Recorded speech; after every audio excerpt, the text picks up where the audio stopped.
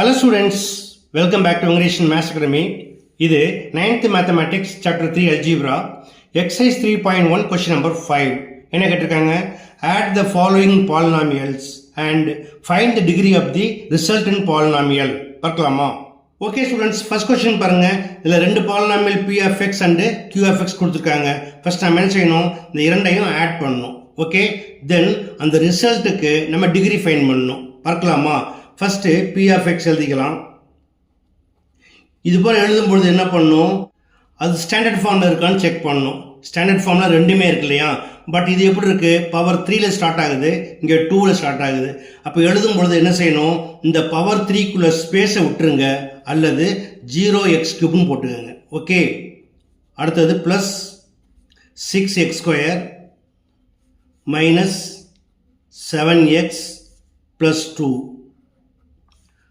then q of x equal to, அதுக்கு நேராக எழுதணும் 6x³ இதுக்கு நேராக கீழே எழுதிருங்க 6x³ x² இங்கே இல்லை, அதனால் இங்கே ப்ளஸ் 0x² போட்டுக்கலாம் மைனஸ் 7x ப்ளஸ் 15. இது போல் எழுதிங்கன்னா ஆட் பண்ணுறது ஈஸியாக இருக்கும். now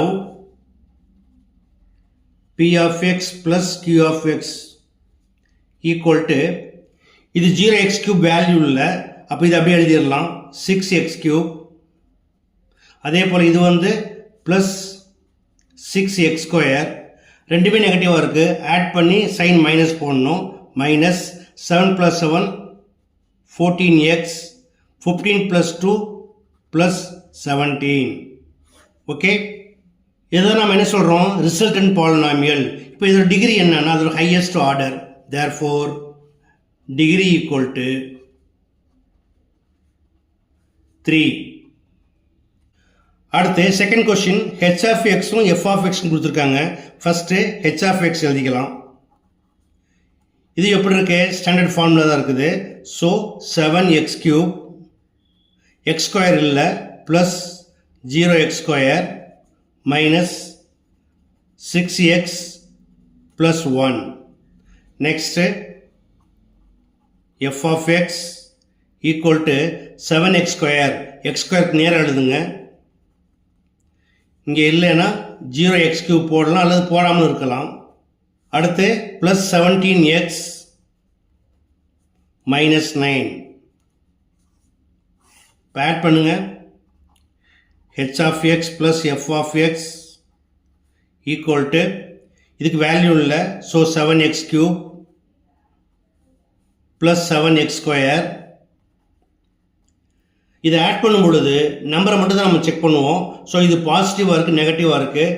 so 17 minus 6 equal to 11x.